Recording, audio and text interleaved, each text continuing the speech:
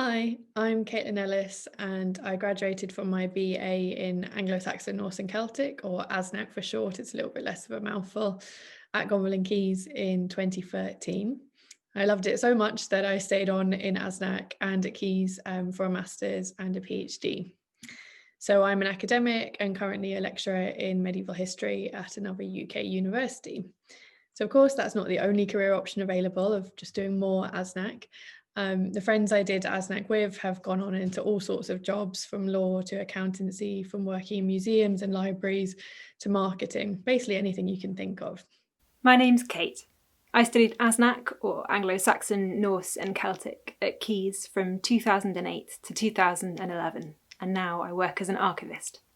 Aznac covers the history and languages and literatures of people living in what we would now consider Britain, Ireland, and Scandinavia during the early Middle Ages, so roughly the middle of the first millennium AD until the 11th or 12th centuries.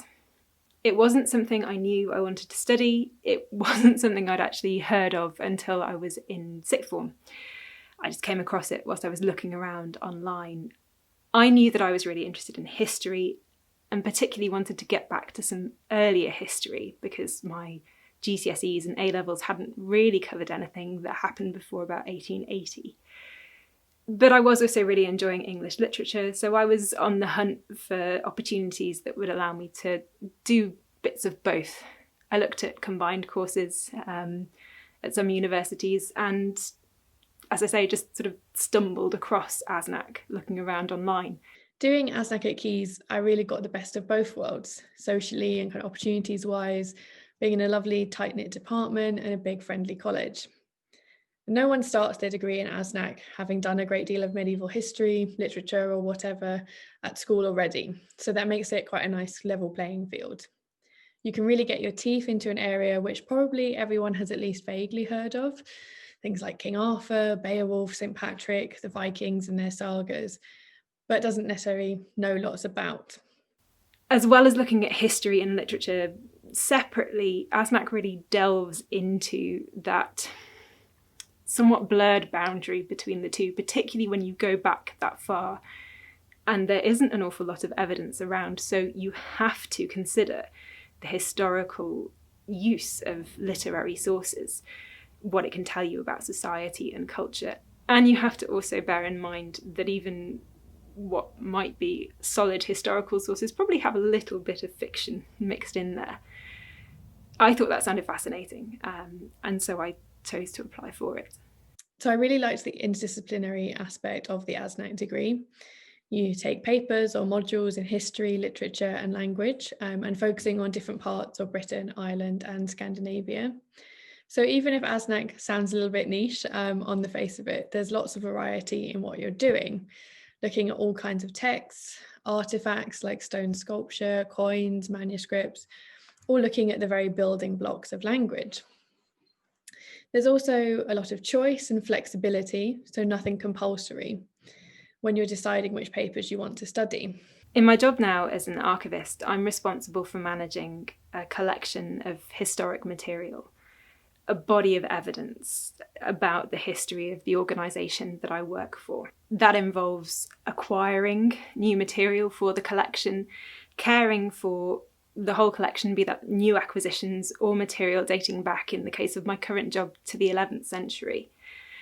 And helping people to access that body of evidence, that material. I've had friends describe my job as glorified filing and as being a history detective. Now, I'm more fond of the latter, but in truth, it's a job that involves elements of both, bringing order to systems and searching for answers for myself and for other people in sometimes a rather mixed body of evidence. During my undergraduate degree, I got to travel to Iceland and Ireland and have really amazing experiences there. I also learned lots of valuable skills, like thinking critically, evaluating evidence, both written and material or archaeological, and evaluating debates and scholarship, so how other people have interpreted that evidence over the years. you get to have your own opinion and think for yourself, which of course is a really important skill for later on. But at the same time, I got really detailed feedback from one-on-one supervisions on my writing style, my understanding, my argument, and so on, which of course really helped my intellectual development. And being able to distill information in the form of an essay or a report is of course a really useful skill for later life too. So obviously I use all of these skills as an academic, particularly when doing my research. So I've had the opportunity to present papers at conferences all over the world and collaborate with other scholars. And all of that essay writing and doing undergraduate dissertations also serves me well when I need to write up my research clearly and effectively. So I've mostly done this for academic publications, but I've also really enjoyed writing pieces for the general public too, for magazines and websites. I've even been interviewed on Australian radio about Viking activity in Francia and the siege of Paris and the realities behind the Vikings TV show. I don't really have a typical week at work, but any week might involve doing fundraising with varying degrees of desperation to try and secure a rare manuscript that's come up at auction, doing research into the best software to enable us to permanently preserve the born digital records in our collection, working with colleagues from other departments around my institution to work on the transfer of their ageing or redundant records so that they can become part of the ongoing historic record, or planning for a public exhibition on a particular theme, or showing round a group of school children on a day trip as part of a source-based lesson. It's enormously varied. My language skills have also been beneficial in lots of ways. So I've recently lived in Sweden while conducting research at Stockholm University. But most importantly, now I get to share my enthusiasm with my own students and to pass on some of those skills that I learned as an Aznac. So I've done this in my teaching of medieval history at 4 universities, including Cambridge. So now I get to be the person giving the feedback on how to improve, nurturing interests and encouraging inquiring minds. So I found that really very rewarding. And quite a lot of other Aznacs have gone into teaching either in higher education or at primary and secondary schools too. Although it might not seem immediately obvious, Aznac did teach me skills that are relevant, if not daily, certainly weekly in my work. Particularly, it gave me the first opportunity I had to learn Latin.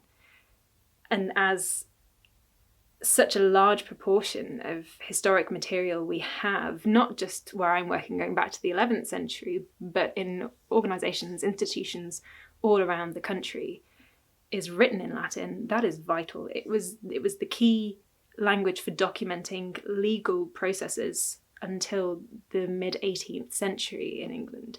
So that's not just things that happen in courts, but accounting and other business processes, all in Latin. So as well as the higher education side of my career, I've done some other things which kind of draw on the same skills and interests, like working at history festivals and events with speakers and authors. My written communication skills and kind of having an eye for detail has helped me in editing a volume of a journal. And there are quite a few Aznac alumni who've gone into publishing, so that's a possible career option as well.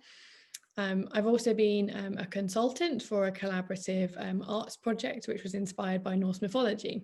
So I gave advice and wrote content based on my knowledge of medieval literature. And then the artists and musicians creatively reimagined those myths and legends, kind of responded to them in their own way.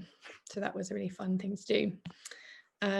And similarly, I consulted for the museum in the town that I grew up in to help them bring kind of local medieval history to life in nearby schools. Also, while studying Aznac, I took a course in paleography, the study of different handwritings, different scripts. Obviously, that was focused very much on the early medieval manuscripts at the time. But the skills that I picked up while doing that come in useful while looking at documents that are handwritten really in almost any time period, up until the modern day when all of the rules go out of the window and it's very hard to study handwriting in quite the same way. So all of this is to say that I've never felt like my career options have been limited by my choice of degree in any way. So as well as a kind of enjoyable few years studying something different and that I was genuinely interested in, so kind of therefore motivated to try and do well in, it just gave me lots of important transferable skills. And perhaps most importantly, it's a really great talking point too. Aznac helped to shape the way that I think about historical evidence. As someone who works with historical evidence day to day and is in some ways engaged in trying to find the truth behind documents, the truth behind what we understand about history, that grounding in how to assess sources, what to consider evidence, and how much to trust it is enormously helpful.